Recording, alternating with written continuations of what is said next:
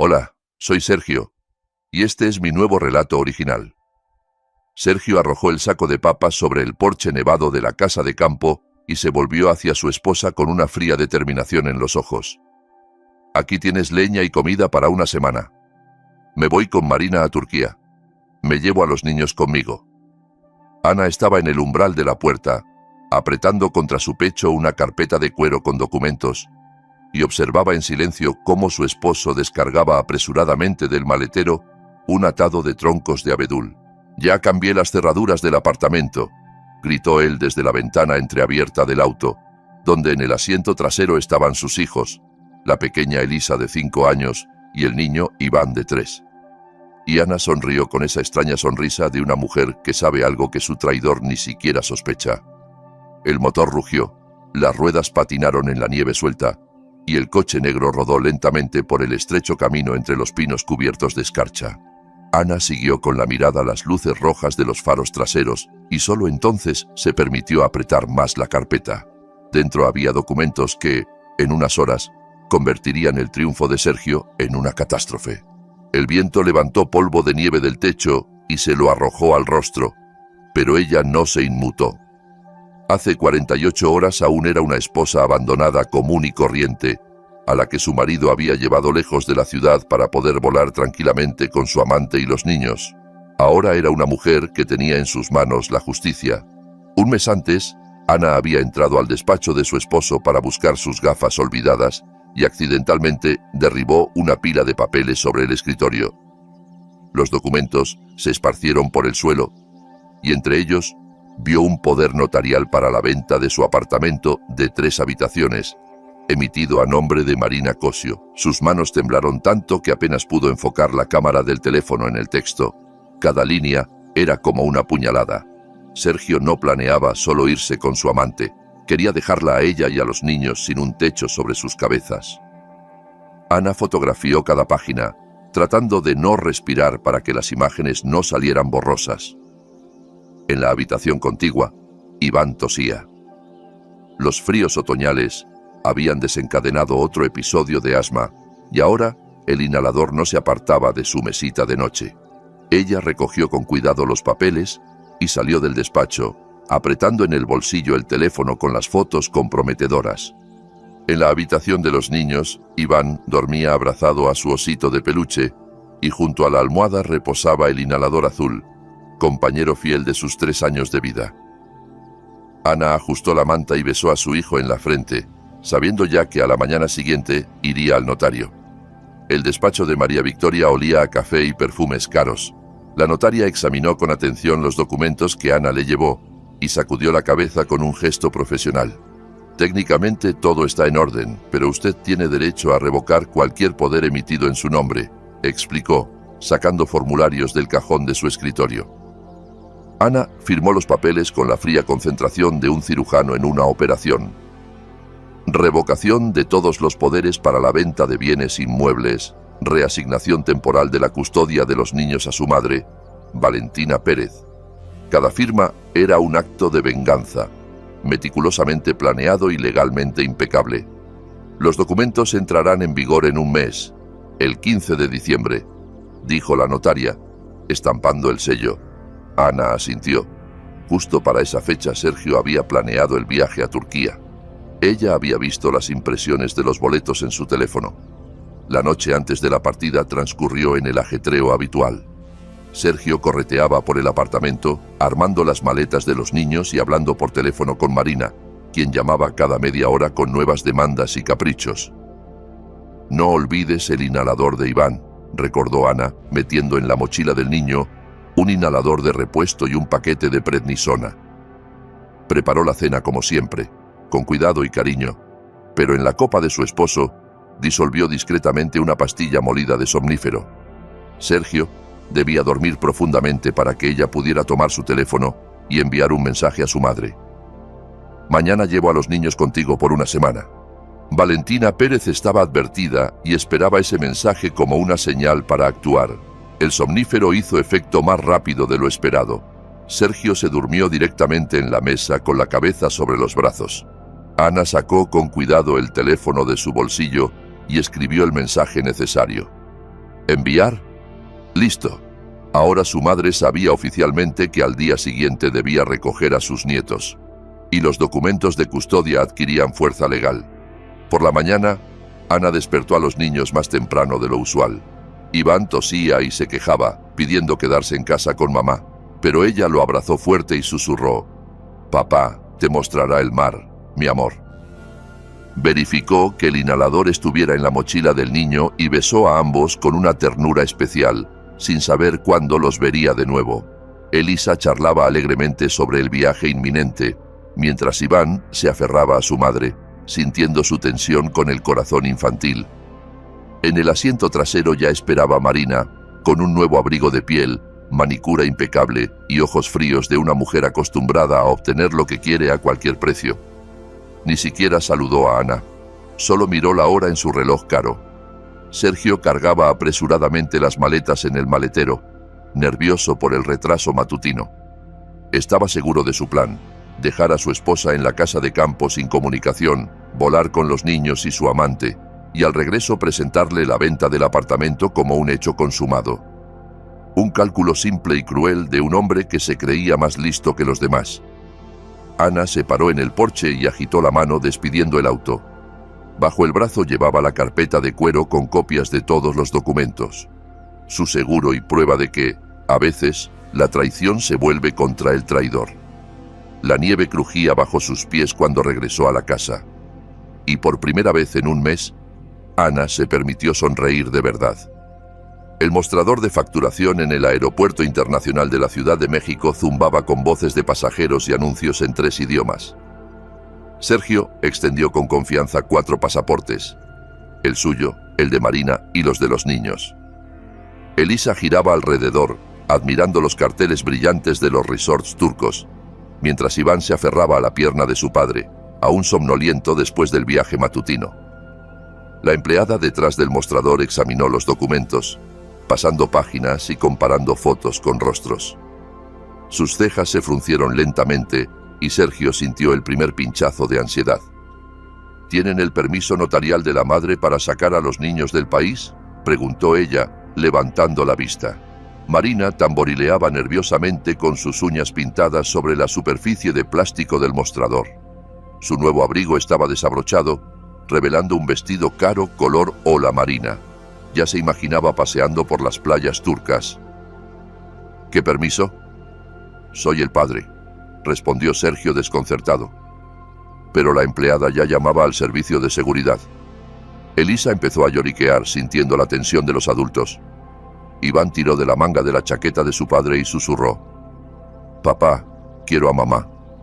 Sergio le acarició mecánicamente la cabeza, sin apartar la mirada del rostro de la joven que tecleaba rápidamente en el ordenador.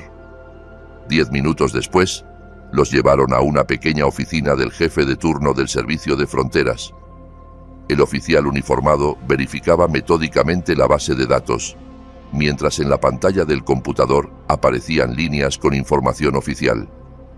Marina se removía en la silla y miraba constantemente su reloj. Su vuelo salía en 1 hora y media.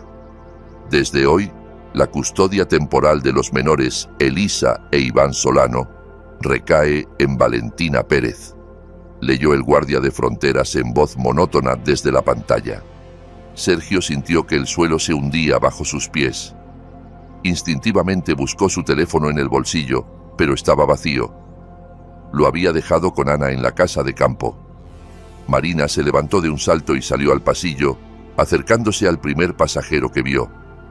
¿Me presta su teléfono? Es una emergencia. Su voz temblaba de pánico mal disimulado.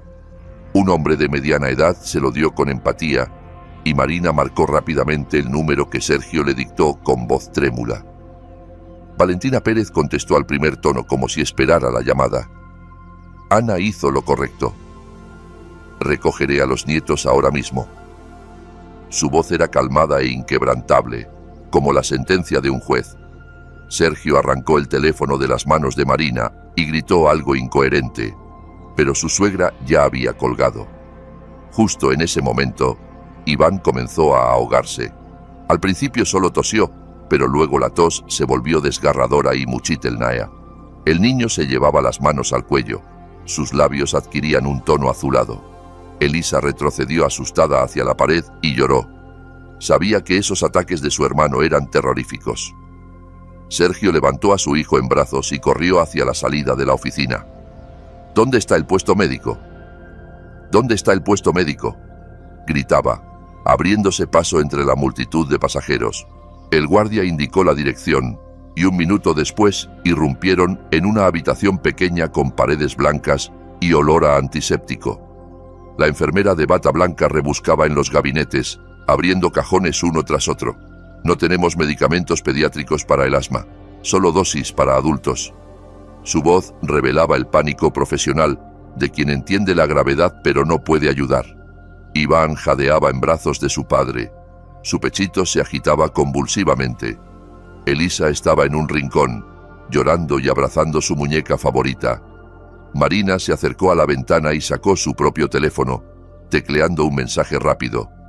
Su rostro estaba tenso, pero no por preocupación por el niño. Resolvía sus propios problemas mientras Sergio luchaba por la vida de su hijo. La ambulancia llegó en 8 minutos, que parecieron una eternidad. El paramédico, un hombre mayor con ojos cansados, examinó rápidamente a Iván y le inyectó prednisona. Es un ataque grave. Necesita hospitalización, dijo, acomodando al niño en la camilla. La máscara de oxígeno cubría la mitad de su carita. Sergio se sentó junto a su hijo en la ambulancia, sin soltarle la mano. Elisa se acurrucó en sus rodillas y sollozaba en silencio. El paramédico monitoreaba el pulso y la presión, dando órdenes cortas al conductor. Más rápido, la saturación baja. Ataque demasiado fuerte. Podría haber edema cerebral. Sergio oyó fragmentos de la conversación de los médicos. Esas palabras lo golpearon más que cualquier golpe físico. Miró por la ventana trasera y vio un taxi amarillo alejándose del aeropuerto en dirección opuesta. Marina había desaparecido, dejándolos solos con la catástrofe. El vehículo corría por la autopista nevada. La sirena cortaba el crepúsculo invernal con destellos azules. Iván yacía inmóvil. Solo su pecho subía y bajaba débilmente bajo la máscara de oxígeno. Sergio rezaba por primera vez en meses, torpemente, desesperado, prometiendo a todos los santos lo que fuera a cambio de la vida de su hijo. Elisa se durmió en sus brazos, exhausta por el estrés y las lágrimas. El paramédico revisó los instrumentos y sacudió la cabeza. El estado del niño seguía crítico. Fuera de la ventana pasaban las luces de la Ciudad de México, indiferentes a su tragedia, y Sergio entendió que su vida anterior había terminado para siempre. En el bolsillo de su chaqueta estaban los boletos a Turquía, ahora convertidos en papeles inútiles. Marina había huido con sus sueños de una nueva vida, y Ana había resultado más astuta y despiadada de lo que imaginaba. Pero nada de eso importaba ahora. Solo contaba Iván, luchando por cada respiro bajo la máscara de plástico. Dale like a este video para que YouTube sepa que te interesan estas videohistorias y te recomiende más relatos de calidad.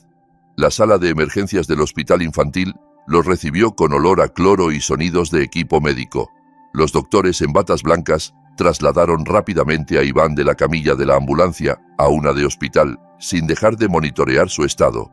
El niño yacía quieto, con la máscara de oxígeno ocultando la mitad de su rostro y cables de sensores conectados a un monitor portátil. Sergio intentó seguirlos, pero un guardia corpulento le bloqueó el paso. Solo personal médico, espere en el pasillo. Su voz no admitía réplicas. Elisa se aferraba a la chaqueta de su padre, sollozando y repitiendo: «Ivancito, Ivancito». Las puertas de reanimación se cerraron, dejándolos en el silencio estéril del pasillo hospitalario. En el estacionamiento frente a la entrada principal, se detuvo el viejo Toyota de Valentina Pérez. Ana bajó del auto y se dirigió rápidamente hacia la puerta. Su rostro estaba pálido, pero decidido. Sabía que este momento era inevitable. El encuentro con su esposo, quien apenas empezaba a comprender la magnitud de lo ocurrido. El pasillo de reanimación era largo y estrecho, iluminado por una fría luz neón. Sergio estaba apoyado en la pared, sin afeitar, con la camisa arrugada que se había puesto esa mañana para el viaje a Turquía. Sus nudillos estaban ensangrentados. Los había golpeado contra la pared para descargar su furia impotente y su desesperación. Al ver a Ana, algo se quebró en sus ojos. «¿Qué has hecho? ¿Qué le has hecho a nuestro hijo?», gritaba, agarrándola por los hombros. Pero el grito no era tanto de ira como de horror ante el hecho de que sus propias acciones habían llevado a la catástrofe. Ana lo miró en silencio, sin intentar liberarse. Elisa vio a su madre y corrió hacia ella, llorando. «Mamá, Ivancito no respira. Ivancito está azul». La niña hundió el rostro en el abrigo de su madre, buscando protección del nightmare que se desarrollaba a su alrededor. Valentina Pérez se acercó y abrazó en silencio a su nieta, alejándola de los padres gritones. El jefe de reanimación era un hombre de unos 50 años con ojos cansados de un médico que ha visto demasiadas tragedias infantiles. Extendió sobre la mesa radiografías y resultados de análisis, explicando la situación a los padres con un lenguaje seco y profesional. Hipoxia cerebral grave, conectado a ventilación mecánica.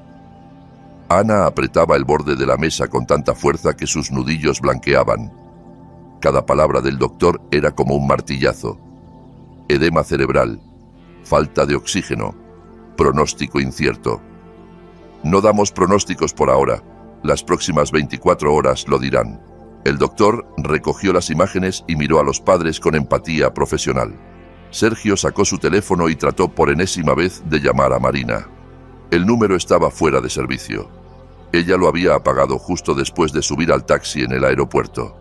Entendió que estaba solo con sus problemas, sin dinero, sin apoyo, con un hijo moribundo y una esposa que lo odiaba. En el lobby del hospital había un cajero automático y Sergio decidió sacar dinero para el tratamiento. Insertó la tarjeta, tecleó el PIN, pero la pantalla mostró fondos insuficientes. La segunda tarjeta dio el mismo resultado. La tercera, llamó al banco con manos temblorosas. El operador de seguridad fue cortés pero inflexible. Esta mañana a las 9:30, su persona de confianza, Marina Cosio, retiró el límite disponible de sus tarjetas. La suma total fue de 840.000 pesos. Sergio se dejó caer en una silla de plástico junto al cajero, dándose cuenta de que Marina lo había despojado por completo. El poder para manejar las cuentas bancarias se lo había dado un mes antes, cuando ella se quejaba de problemas con su propia tarjeta. Entonces le pareció un gesto natural de un hombre que confía en su amada. Ahora ese poder se había convertido en el instrumento de su ruina total. La noche en el hospital se extendió interminablemente. Ana se sentó en la sala de reanimación en una silla dura junto a la camita de su hijo. Iván yacía inmóvil, conectado a múltiples aparatos que vigilaban cada latido de su corazón, cada respiración artificial. Su manita estaba fría en la palma de ella. Los monitores pitaban monótonamente, mostrando una actividad cerebral débil. Los doctores entraban cada hora, verificaban los indicadores, anotaban en la ficha, pero sus rostros no revelaban nada. Ana no se apartaba de la cama, susurraba algo inaudible a su hijo, rezaba a un Dios en el que no creía. A través de la pared de vidrio de la sala, veía a Sergio.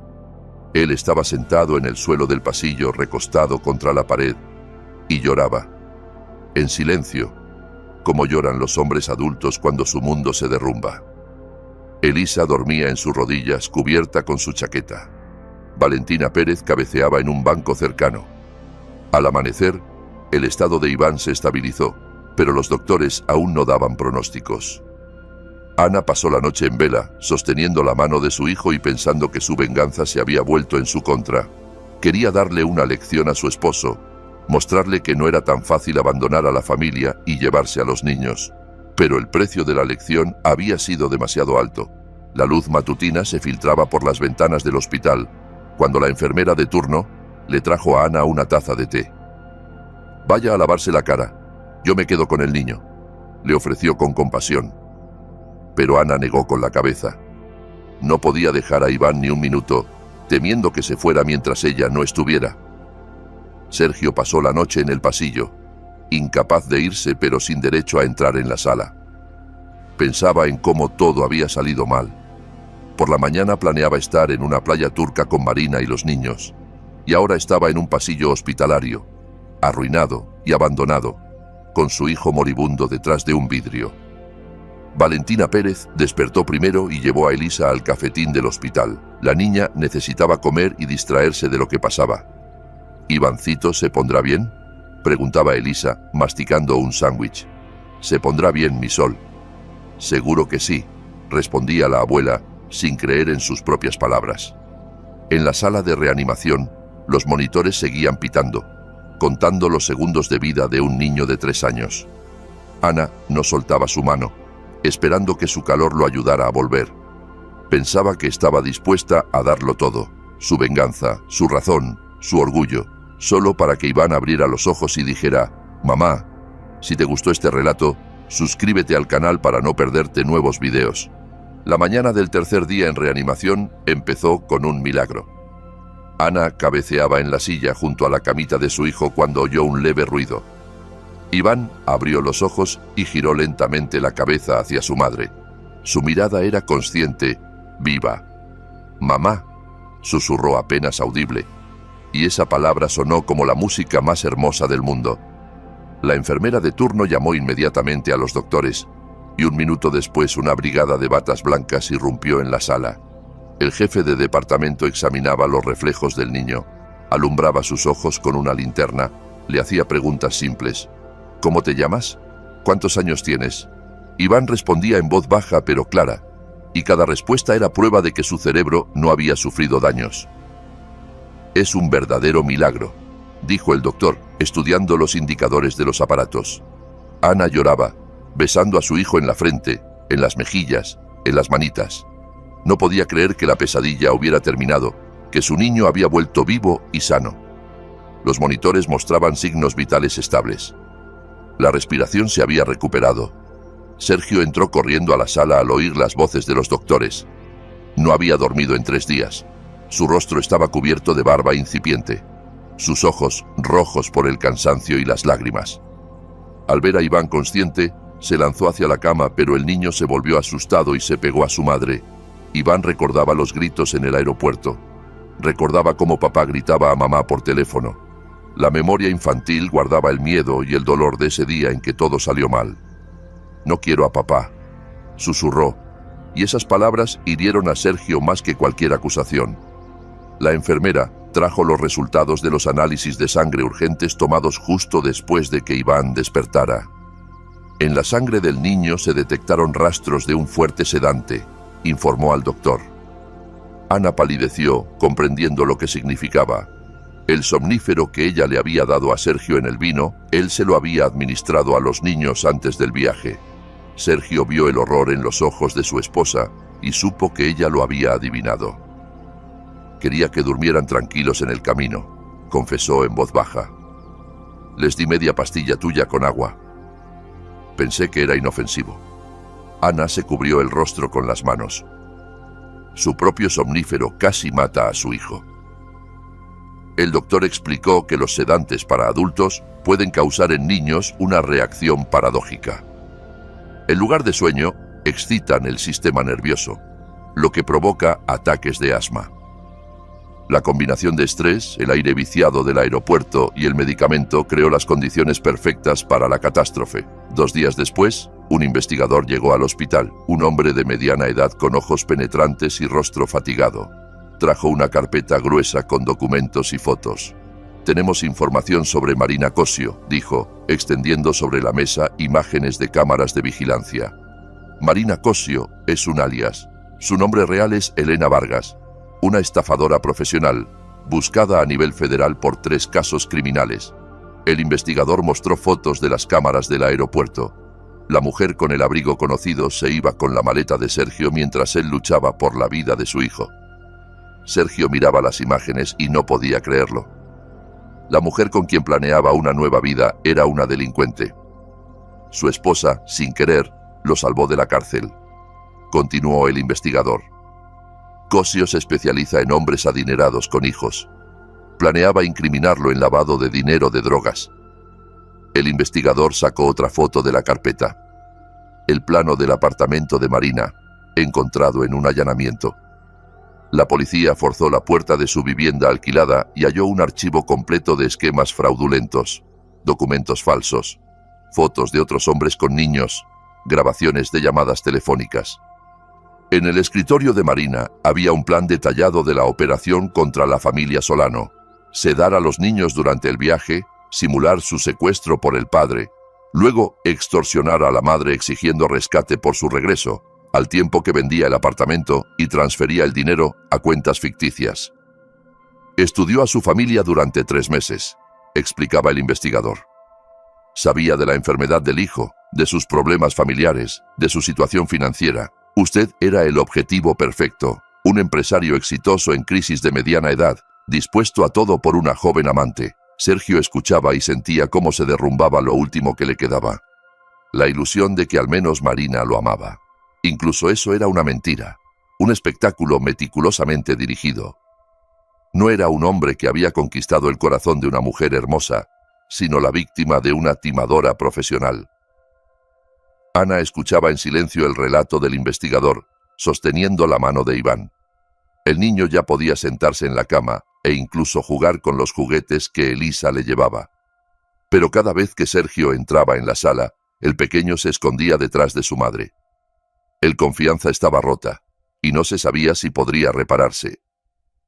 Marina Cosio fue detenida en el aeropuerto de Guadalajara al intentar volar a Dubái, informó el investigador al día siguiente. El dinero retirado de sus cuentas fue incautado y será devuelto al final de la investigación. Extendió a Sergio un certificado de inicio de causa penal y le pidió firmar el acta de interrogatorio. Elisa armaba un rompecabezas junto a su hermano, feliz de que él pudiera jugar al fin. Ivancito, mira, construí una casita para el osito, gorjeaba. Y el niño sonreía, aunque aún débil por la enfermedad. Esa alegría infantil parecía el único punto luminoso en la familia destruida. Cuando el investigador se fue, Sergio se acercó a la cama de su hijo. Iván no se apartó esta vez, pero tampoco se lanzó a sus brazos como antes. «Perdóname, mi amor», susurró Sergio, pero el niño guardó silencio, sin saber qué responder. El corazón infantil aún recordaba el dolor y el miedo. Sergio se arrodilló ante su esposa, sin importar la presencia de los niños y el personal médico. «Perdóname, Ana. Perdóname por todo». Su voz temblaba, las lágrimas corrían por sus mejillas sin afeitar. Entendía que lo había perdido todo: la familia, el dinero, el respeto de los niños. Y solo él era culpable. Ana miró en silencio por la ventana, donde caía la nieve de diciembre. Pensaba que su venganza había salido demasiado bien. Sergio estaba quebrado, humillado, arruinado, pero el precio de la victoria era exorbitante. La vida de su hijo había pendido de un hilo, y la familia estaba destruida para siempre.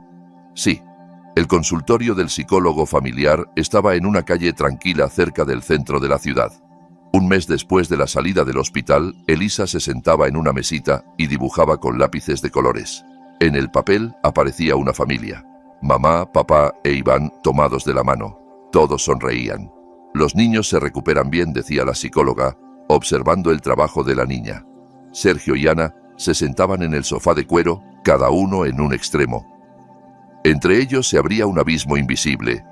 Él había envejecido en ese mes. Su cabello tenía canas. En sus ojos se había instalado el cansancio de un hombre que entiende el costo de sus errores. Ana se mantenía erguida, pero sus manos delataban la tensión. Sus dedos apretaban el asa de su bolso con fuerza, blanqueando los nudillos.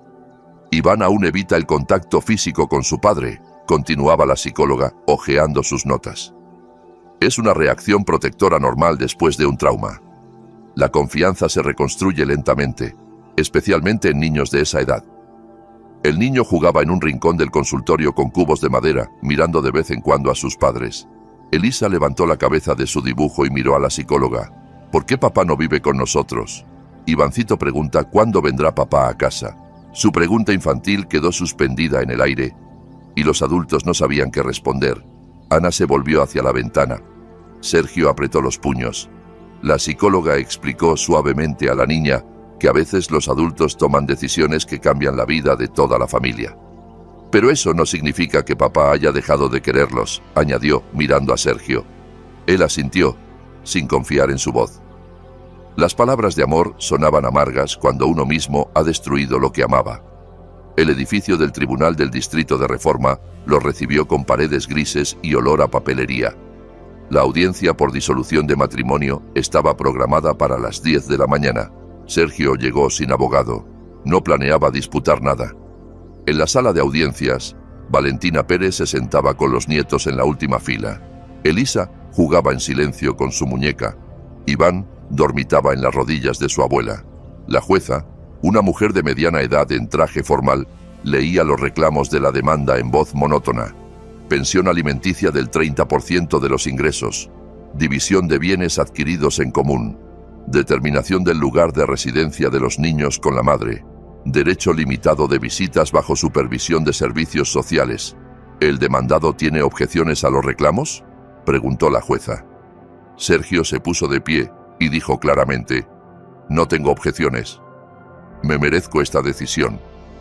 Su voz no tembló, pero cada palabra le costaba esfuerzo.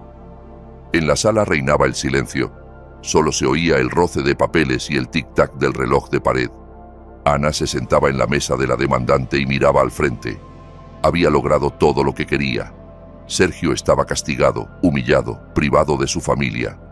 Pero la victoria no traía satisfacción, solo vacío y la comprensión de que no había vuelta atrás. La jueza dictó la disolución del matrimonio y la familia Solano dejó de existir oficialmente. La notaría en Paseo de la Reforma era la misma donde un mes antes Ana había revocado los poderes. Ahora firmaba el contrato de venta de la casa de campo, el mismo lugar donde su esposo la había dejado con un saco de papas y un atado de leña. El comprador, una joven pareja familiar, transfería el dinero a su cuenta. La suma bastaba para el tratamiento de Iván en una clínica alemana. Documentos procesados, transacción completada, dijo el notario, estampando el sello final. Ana guardó los papeles en su bolso y salió a la calle, donde Sergio esperaba junto a la entrada. Había venido a despedirse de los niños antes de su viaje a Alemania. Valentina Pérez estaba con los nietos en el auto, sin querer encontrarse con su ex yerno. Sergio parecía perdido contra el fondo de las vitrinas elegantes de Reforma. Alquilaba un apartamento de una habitación en un barrio periférico. Trabajaba como gerente en una pequeña empresa. Su negocio se había derrumbado junto con su reputación. ¿Cómo están los niños?, preguntó cuando Ana se acercó. Iván casi no tose. Elisa va bien en la escuela, respondió ella secamente. Él le extendió un sobre con dinero, todo lo que había podido juntar en un mes, para el tratamiento de Iván. Sé que es poco, pero... Ana tomó el sobre en silencio. Contenía 15.000 pesos, una miseria comparada con lo que Marina había robado, pero para él eran sus últimos ahorros. El aeropuerto internacional de la Ciudad de México, el mismo lugar donde un mes antes su familia se había derrumbado. Ahora estaban en la sala de salidas, preparándose para partir a Múnich. Iván sostenía en las manos un nuevo inhalador alemán, más avanzado que el viejo. Elisa apretaba contra su pecho una mochila con juguetes y libros en alemán. Sergio se agachó ante su hijo. El niño no se apartó esta vez, pero tampoco se arrojó a sus brazos como antes.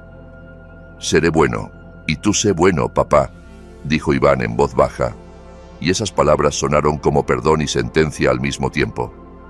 Sergio abrazó a su hijo con cuidado, temiendo romper el frágil confianza. Elisa se acercó y le dio un papel doblado. Era el mismo dibujo del consultorio de la psicóloga, la familia tomada de la mano. «Para que no nos olvides», dijo seria. Sergio tomó el dibujo con manos temblorosas y lo guardó en el bolsillo interior de su chaqueta, cerca del corazón. Ana estaba al lado, observando la despedida. En sus ojos no había odio, pero tampoco perdón, solo cansancio y la comprensión de que algunas heridas no cierran nunca. Le kivnul secamente a su ex esposo, de manera formal, como a un conocido con quien ya no comparte camino. Valentina Pérez tomó a los nietos de la mano y los llevó hacia la puerta de embarque. Elisa se volvió y agitó la mano a su padre. Iván caminaba en silencio, respirando concentrado por el nuevo inhalador. Sergio se quedó junto a las grandes ventanas, despidiendo con la mirada a las personas más queridas de su vida. El avión de Lufthansa ganaba altura lentamente sobre la nevada Ciudad de México. Ana miraba por la ventanilla las luces de la ciudad, que se hacían cada vez más pequeñas. Abajo quedaba la familia destruida, la venganza que se convirtió en tragedia y una dura lección sobre que la victoria no siempre trae felicidad. Iván dormía en su hombro, respirando de manera uniforme y tranquila. Los doctores alemanes prometían nuevos métodos de tratamiento que podrían curar su asma para siempre. Elisa hojeaba un folleto colorido de la clínica de Múnich, intentando descifrar palabras desconocidas. «¿Mamá, volveremos a casa?», preguntó. Ana le acarició el cabello y miró por la ventanilla. Delante había una nueva vida sin venganza ni engaño, sin odio corrosivo, solo con esperanza en la curación de su hijo y la posibilidad de empezar de cero. «Encontraremos un nuevo hogar», susurró, y el avión los llevó hacia un futuro incierto. Te recomiendo escuchar estos 2 relatos que ves en la pantalla. Estoy seguro de que te gustarán. Y en los comentarios de este video encontrarás un enlace a una selección de los mejores relatos de todo Internet. Gracias por ver.